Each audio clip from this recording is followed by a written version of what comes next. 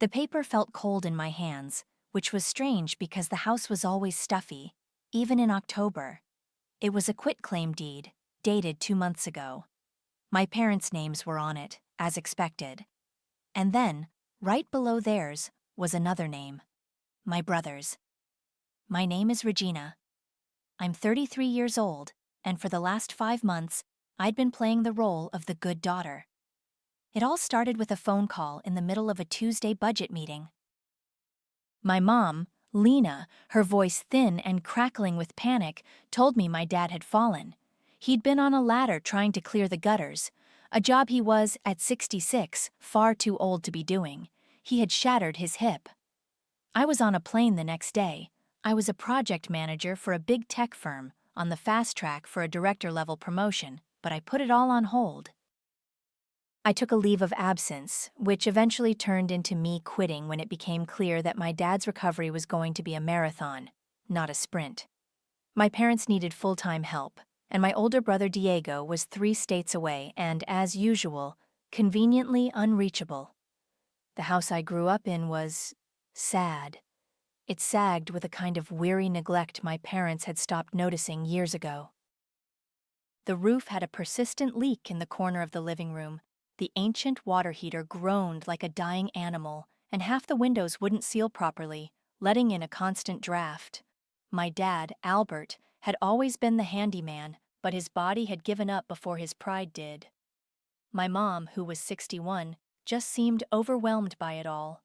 So I became the savior. "Oh, Regina, thank God you're here," my mom would say, patting my hand while I changed my dad's bandages or cooked dinner. "We couldn't do this without you." At first, the repairs were small. I paid a plumber a few $100s to fix a constantly running toilet. I hired an electrician to replace the sparking outlets in the kitchen. But small problems in an old house are like cockroaches. For everyone you see, 100 are hiding in the walls. The leaky roof turned out to be a full-blown rot situation. The groaning water heater finally gave up the ghost one cold morning. The drafty windows were bleeding so much heat that the utility bills were astronomical. My savings account, once a healthy monument to my disciplined corporate life, began to shrink. First by the thousands, then by the tens of thousands.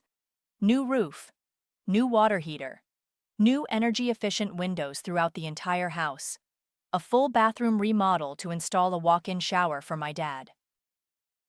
"We'll pay you back, honey," my dad would say from his recliner, his voice thick with a mixture of gratitude and shame. "Don't be silly," my mom would wave him off. "This house will be yours someday, Regina. You're not spending money, you're investing in your own future." That was the line. The promise that made it all feel worthwhile. I wasn't just fixing their house. I was restoring my inheritance, my family legacy. I'd sit at the kitchen table at night, long after they'd gone to bed, transferring another huge chunk of money from my savings to pay a contractor's invoice. I'd think about the promotion I'd missed, the career I'd paused, and I'd tell myself it was a worthy sacrifice. I was building a foundation. Which brought me to today. I was helping my mom organize paperwork to apply for a senior property tax exemption. She'd just handed me a folder from the county clerk's office. "Everything should be in there," she'd said, before going to make tea. And there it was. Tucked behind the old deed from when they first bought the house was the new one. A quitclaim deed, officially recorded. It added a new person to the title as a joint tenant with rights of survivorship, Diego Price. My brother, who hadn't visited once since Dad's fall. The brother who called every few months to ask for a loan he never intended to repay.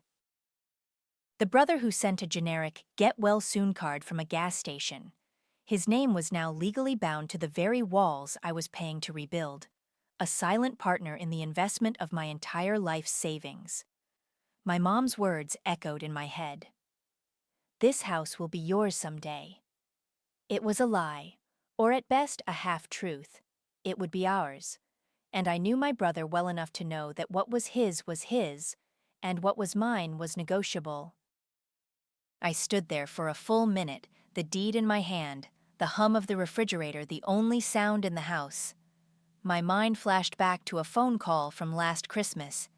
Diego, his voice smooth and charming as ever, telling me about a can't-miss investment opportunity. It was crypto, or an NFT, or some other digital mirage that required a very real $5,000. I told him no, my voice flat. I was saving for a down payment on a condo. He'd sighed, a theatrical sound of disappointment. Always so practical, Regina. Some of us like to dream. He never called back to wish me a happy new year. That was Diego. He didn't show up for the hard parts. He didn't help clean out the garage after the flood. He didn't sit by Dad's bedside after his gallbladder surgery. And he certainly wasn't here now, scrubbing grime off the kitchen floor or negotiating with contractors. He just periodically appeared with his hand out, cloaking his entitlement in the language of ambition. And my parents always fell for it. I walked into the living room, the paper held carefully between my thumb and forefinger as if it were contaminated. My mom was on the sofa, scrolling through her tablet. My dad was dozing in his recliner, the TV murmuring in the background. "Mom?" I said. My voice was unnaturally calm. She looked up, a pleasant, distracted smile on her face. "Did you find the tax forms?" I held out the deed. "I found this. It's dated from August. Why is Diego's name on it?" Her smile faltered. She took off her reading glasses and set the tablet aside, a gesture that meant she was preparing for a difficult conversation she had no intention of losing. "Oh, that. It's just a precaution, honey. For security." "Security for what? He lives 800 miles away." "He hasn't even seen this house in 2 years. He's likely to live nearby eventually," she said, her tone becoming brisk, dismissive. "He and Morgan are thinking of settling down, and you know how the market is. It's just a way to make sure the house stays in the family. It simplifies things for when we're gone." The phrase hung in the air, a piece of emotional blackmail disguised as practicality. My dad stirred in his chair, his eyes now open. He looked from me to my mom, his expression pained. "It simplifies things for him," I said, my voice still quiet, but with an edge now. "I'm the one here. I'm the one whose entire savings are being poured into this place. Did that ever come up?" "Regina, don't be so dramatic," my mom snapped. "It's not about your money. It's about what's fair for both our children. We didn't want to worry you with the legal details while you were so busy." My dad cleared his throat. "Lena, maybe we should have told her—" "Told her what, Albert?" My mom cut him off, her gaze sharp. "That we love both our children equally? That we want to provide for both of them? It's a standard legal procedure." He shrank back into his chair, the brief flicker of support extinguished. And in his silence, I felt a deeper betrayal than in all of my mother's flimsy excuses. He knew it was wrong. He knew, and he said nothing. He let her do it, and he was letting her defend it now. I looked at them, my mother, with her defensive posture, and my father, with his guilty avoidance. I realized this wasn't an oversight. It was a choice. They had sat down, signed a legal document, and consciously decided that my brother's hypothetical future was an equal investment to my actual present-day sacrifice. They had watched me write checks that made my hands shake, listened to me talk about the career I'd given up, and they had kept this secret. A cold, hard clarity settled over me. The hurt was still there, a hot stone in my gut, but something else was crystallizing around it. Resolve. I folded the deed and placed it back in the folder. I even managed a small, tight smile. "Okay, I understand." That night, after they were asleep, I went to my old childhood bedroom. I opened my laptop and created a new spreadsheet. I started logging every single expense, every invoice, every bank transfer receipt. The roofer, the plumber, the electrician, the window company, the bathroom contractor.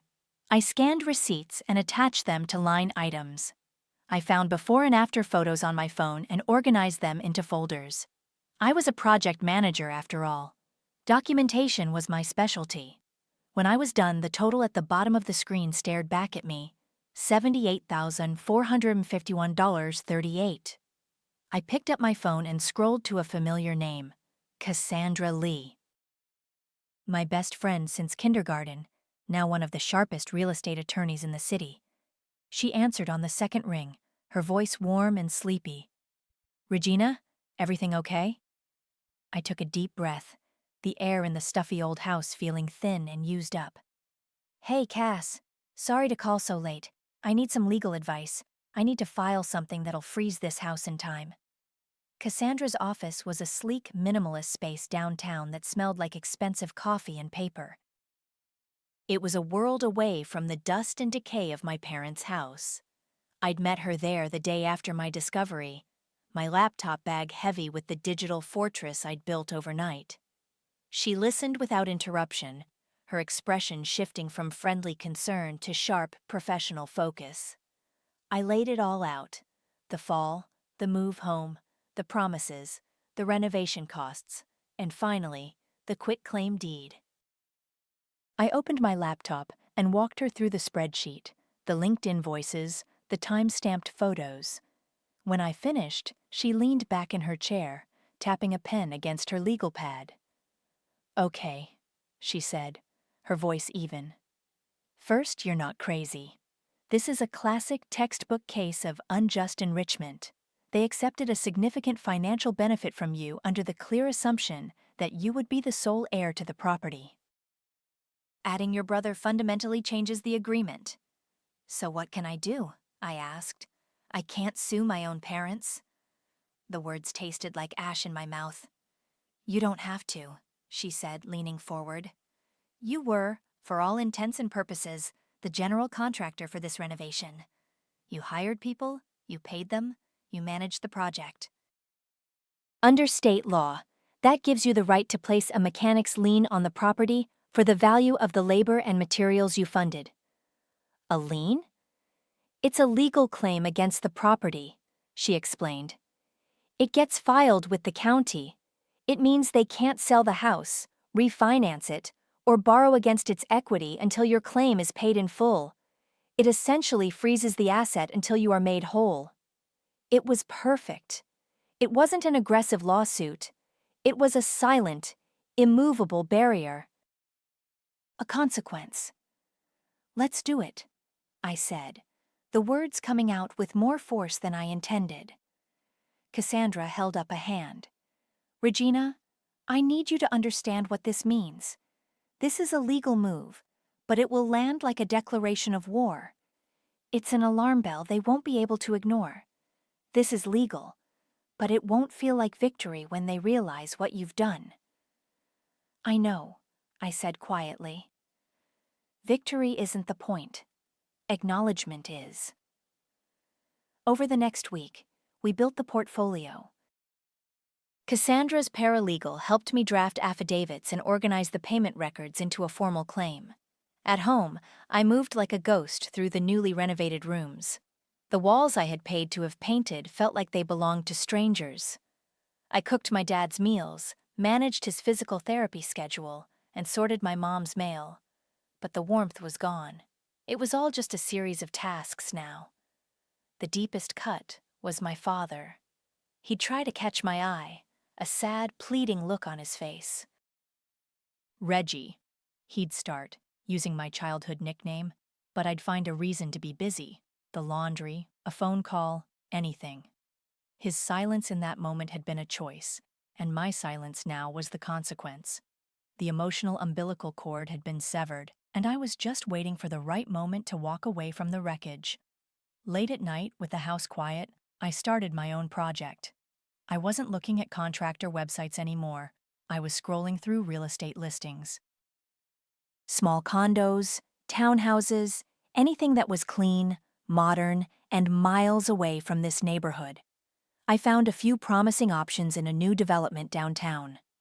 The thought of my own walls, my own deed with only my name on it, was the only thing that kept me from screaming. The final push came on a Thursday evening. I was in the hallway heading to my room when I heard my mom's voice from the kitchen. She was on the phone, her tone light and conspiratorial. "No, he hasn't said a word about it since," she was saying. A pause, then a soft laugh. "Oh, Morgan, you know Regina. She gets emotional, but she'll move on. She always does." My blood ran cold. She was talking to Diego's girlfriend. The casual cruelty of it, the utter dismissal of my pain, hit me like a physical blow. They saw my resilience not as a strength, but as a guarantee. They counted on me to absorb the hurt, to swallow the injustice, and to just move on, because it was easier for them. I backed away silently and went to my room. I pulled up the final lien paperwork Cassandra had emailed me for review. I read it over one last time, my hand steady. There was no hesitation left. They thought I would move on, and they were right. But I wasn't moving on from the argument. I was moving on from them, and I was taking my investment with me. That phone call with Morgan became the missing piece of the puzzle. My mother's casual dismissal wasn't just her own opinion. It was a shared narrative. Morgan wasn't just Diego's girlfriend. She was an active participant in this whole charade. I started to suspect she was the architect of it. A memory surfaced, sharp and clear from the previous Thanksgiving. It was the last time Diego and Morgan had visited. We were all sitting in the living room, the air thick with the smell of turkey and my mom's cloying potpourri. Morgan, who was 31 and worked in commercial real estate, had been looking around the room with a cool, appraising gaze. "This place has such good bones," she'd commented, her voice smooth as silk. "You know, aging homes like these in established neighborhoods make great rental flips. A little cosmetic work, and you could pull in a fantastic monthly income." At the time, I'd thought it was just an offhand remark, the kind of thing people say when they can't think of a genuine compliment. Now, it felt like a business proposal. She wasn't seeing a family home.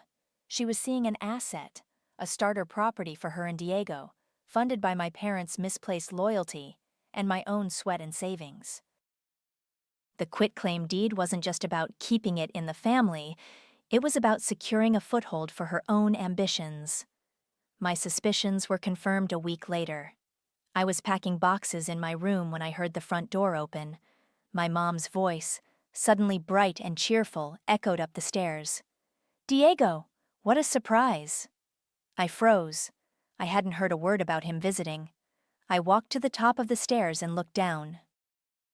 There he was, my charming 36-year-old brother, flashing his signature grin as he hugged our mother. He looked rested, tanned, and utterly unbothered by the family crisis he'd helped create. I came down the stairs slowly. He turned, and his smile widened. "Reggie! Hey, Mom said you were redecorating. Place looks great." "I'm not redecorating, Diego. I'm renovating, and I'm moving out." His smile tightened. "Moving out? Why?" "I thought you were here to help." "I'm done helping," I said, my voice flat. I walked past him into the kitchen.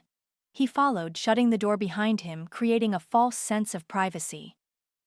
"Okay, what's going on?" he asked, leaning against the counter.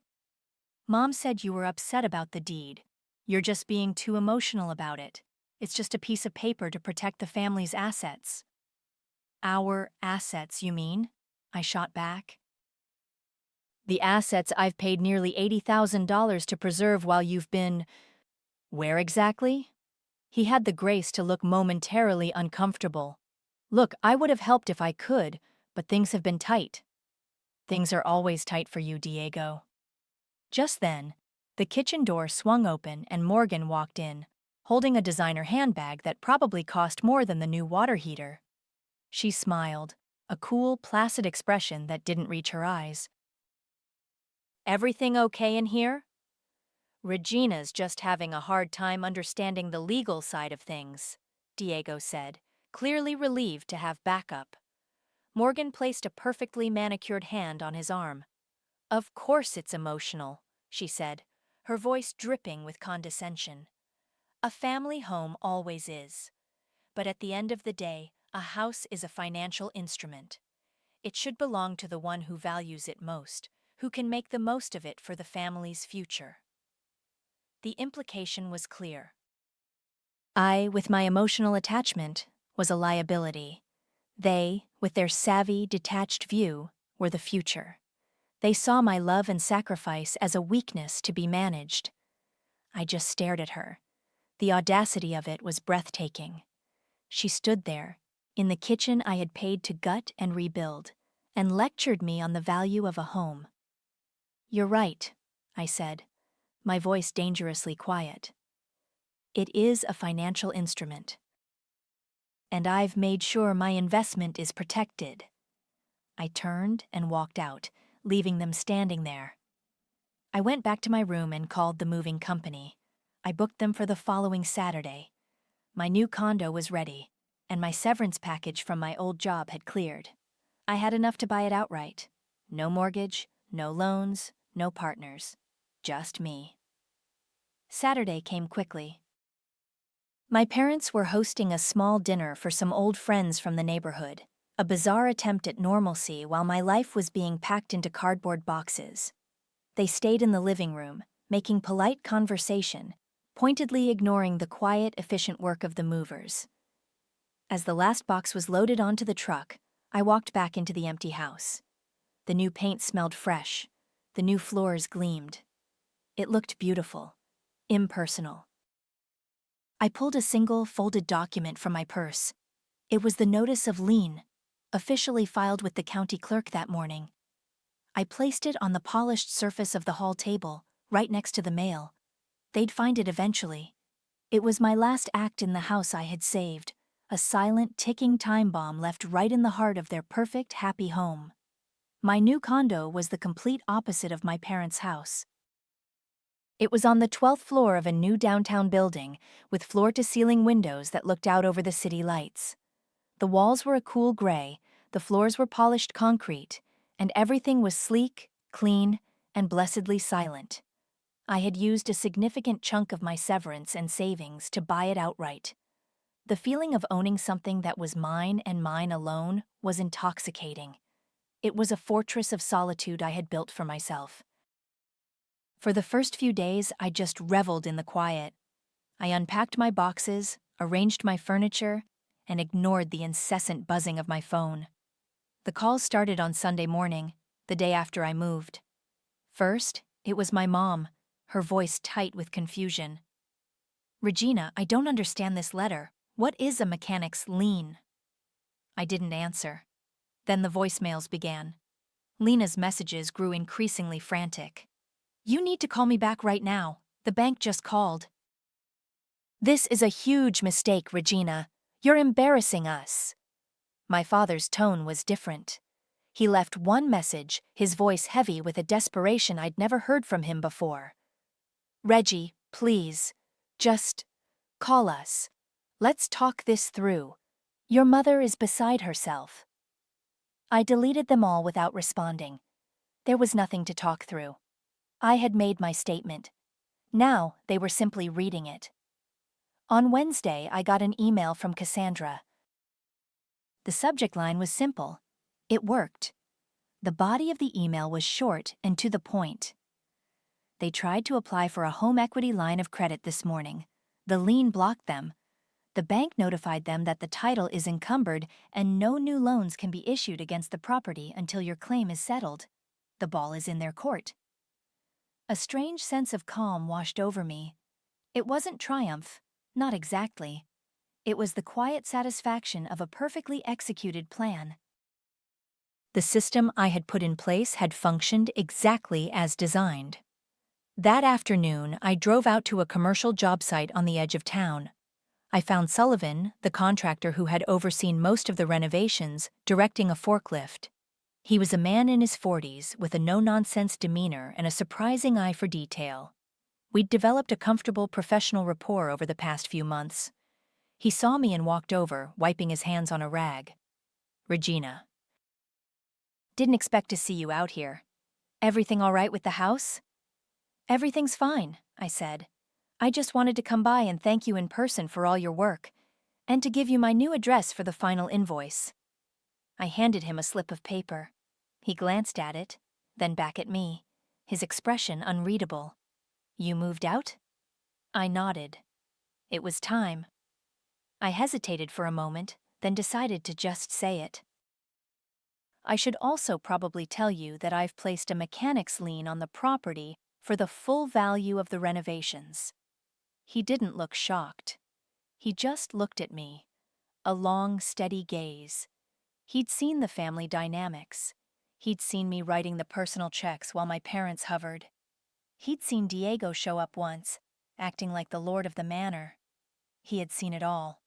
His only reply was a single gruff word. "Good." That evening, I was curled up on my new sofa, reading a book, when a loud, insistent banging started at my door. It wasn't the polite knock of a neighbor, it was frantic and angry. I looked through the peephole and my stomach dropped. It was my mother. Her face was blotchy and furious, her hair a mess. How did she even find me? I hadn't given them my address. She must have called the moving company and bullied some poor receptionist into giving it to her. I opened the door just a crack, the security chain still in place. "Regina!" she hissed, her voice a harsh whisper that was somehow louder than a shout. "You open this door right now! What have you done?" "I've gone home, Mom," I said, my voice even. "This is insane!" She pushed against the door, rattling the chain. "You're destroying this family, your own family." I looked at her, at the rage twisting her features, and I felt nothing but a profound, weary sadness. "No, Mom," I said, my voice clear and steady. "You already did that. I'm just collecting the receipts." I closed the door, slid the deadbolt into place, and walked away as the banging continued. The banging on my door eventually stopped, but the siege continued by phone. The next morning, my mother called. I let it go to voicemail, then listened, my coffee growing cold in my hands. Her tone had shifted from the pure rage of the night before to a kind of wheedling, manipulative guilt. "Regina, I don't know what's gotten into you," her recorded voice said, laced with a theatrical sigh. "You're being so vindictive. After everything we've given you, all the sacrifices we made to raise you. Is this how you repay us? By holding our home hostage? You are being so ungrateful." I almost laughed. I picked up the phone, and for the first time in over a week, I called her back. She answered immediately. "Finally," she huffed. "Have you come to your senses?" "I'm calling about your voicemail," I said, my voice as calm as a frozen lake. "You mentioned being ungrateful for everything you gave me. I'd like to list what I gave you. I gave up a promotion. I gave up my career. I gave up my apartment, my social life, and $78,451.38. So please, tell me more about what I owe you." There was a stunned silence on the other end of the line. You kept track?" "Of course I did," I said. "I'm a project manager. It's what I do." I hung up before she could respond. The tension, which had been a low hum, began to spiral. The real reason for their panic became clear a few days later. A nosy but well-meaning former neighbor, Mrs. Gable, called me under the guise of checking in. "I saw your brother's car in the driveway the other day," she said, her voice a conspiratorial whisper. "He was just sitting in it, yelling into his phone." "Something about a deal falling through?" He sounded awfully angry, said some girl ruined everything. It all clicked into place. The home equity line of credit wasn't for my parents. It was for Diego. He and Morgan had likely found a house they wanted to buy, and they were counting on using the equity from my parents' newly renovated and much more valuable home as collateral for their down payment. My lien hadn't just blocked my parents, it had torpedoed Diego's entire financial plan. The house wasn't just a starter property for the future, it was the key to their immediate gratification.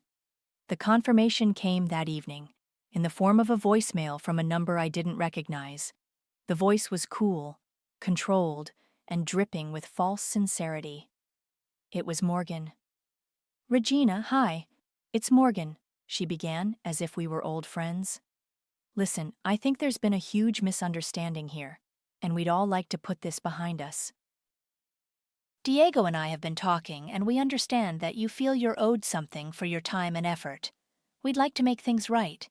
We can offer you $30,000 if you remove the lien immediately. I think that's more than fair, considering you were living there rent-free." The sheer, unadulterated nerve of it was almost impressive. She was trying to negotiate with me as if this were a hostile business takeover, lowballing me for my own investment. She wasn't offering to make me whole. She was offering me a nuisance fee to get me out of her way. They weren't sorry. They were just inconvenienced. I deleted the message without a second thought. My silence was my answer. The next move was mine to make, and it wouldn't be a negotiation. It would be a final accounting. I forwarded Morgan's voicemail to Cassandra with a simple message. "Is there a way to make this number bigger?" Her reply was swift. "Absolutely. We can amend the claim to include backdated interest at the statutory rate plus fees for my time. It's aggressive, but legally sound." The next day, a certified letter was sent to my parents' address. The new total on the lien was $91,782. Morgan's insulting $30K offer had cost them an additional $13,000. The response was a phone call from a number I didn't recognize. It was my mother, but her voice was different.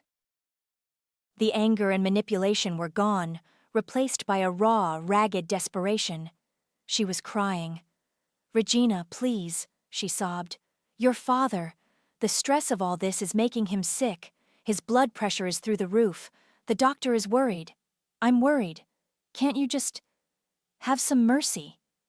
The mention of my dad was a calculated blow, and it landed.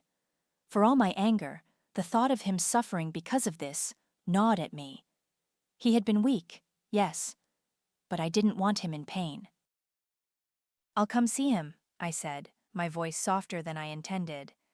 "But you can't be there." I went that afternoon, letting myself in with the key I still had. The house was quiet.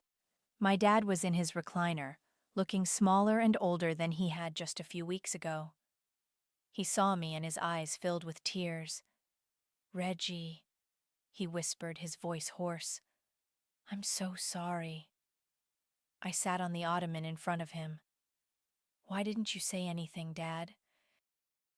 When she told me about the deed, why did you just sit there?" He looked down at his hands, his shoulders slumped in defeat. "Your mother, she gets an idea in her head, and she believes it's what's best for everyone. She said it was to protect Diego, that you were strong and would be fine on your own. I knew it was wrong. I should have spoken up, but I've spent a lifetime letting her lead, and I didn't know how to stop." It was the most honest thing he'd ever said to me. It was a confession of weakness, not an excuse. I saw him not as a co-conspirator, but as a man who had abdicated his own moral authority so long ago he'd forgotten he ever had it. It was a tender moment, a small crack of light in the darkness, but it wasn't enough. An apology couldn't rewrite the deed or refund my savings. It was too little, too late. I squeezed his hand. "Get some rest, Dad." As I was driving back to my condo, my phone rang. It was Diego. I answered and put it on speaker. "What the hell is wrong with you?" he roared, no preamble, no greeting. 92 grand? Are you insane? You're trying to steal our house." "I'm not stealing anything, Diego," I said calmly, my eyes on the road. "I'm protecting my investment. You of all people should understand that." "This is my inheritance," he shouted. "No," I corrected him, my voice turning to ice. "It was supposed to be my inheritance, the one I was paying for." "You were a last-minute addition to a deal you had no part in making." "I didn't steal your inheritance, Diego. I protected mine." I could hear his ragged breathing on the other end of the line. He was losing control, and he knew it. He was a charming bully, but he had no power here. The law was on my side. The numbers were on my side. "You think you won?" he finally spat, his voice dripping with venom. "You think this is some kind of victory? You've ruined everything." "No bank will ever touch this house now. It's worthless." I pulled into my parking garage, the engine humming quietly. I thought of the freshly painted walls, the gleaming floors, the new roof that would keep them dry for decades. I thought of the money, time, and heart I had poured into that place. "That was the point," I said.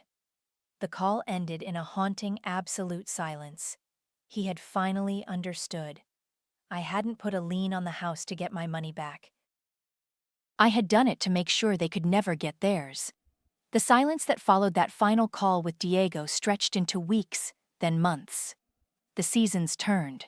Winter arrived, dusting the city with a clean, cold layer of snow. The house on the old street became a ghost, a property frozen in legal amber. It was unsellable, untouchable, and, as I heard through the neighborhood grapevine, slowly beginning to show signs of neglect once more. A gutter came loose during a storm and hung there, askew.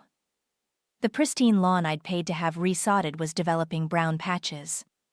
My parents were living in a monument to their own bad faith, a renovated cage they couldn't escape. In my sleek condo, I flourished. The quiet that once felt like a void now felt like peace. I found a part-time project management contract with a nonprofit, work that felt meaningful in a way my corporate job never had.